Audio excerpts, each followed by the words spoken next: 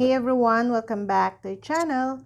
Today I'm gonna show you how to recover deleted Snapchat memories. The best way to get your Snapchat memories back is directly from Snapchat, which stores your memories on their servers. You can use this Snapchat app to export your data, which will be sent to you over email. Here's how it works. Open Snapchat and tap your profile image. Then select the settings or gear icon. Scroll to the very bottom and tap My Data.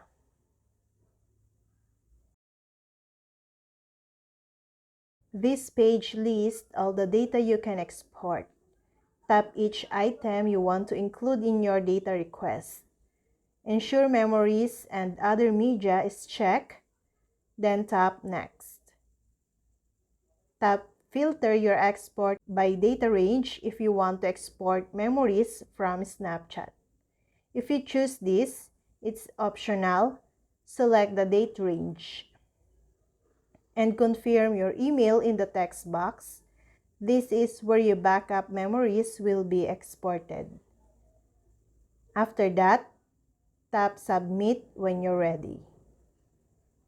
Keep an eye on your email, as Snapchat will send you a file containing all your account's data, including your memories. And note, Snapchat support may take some time to process your request, and depending on your account, every memory may not always be recovered.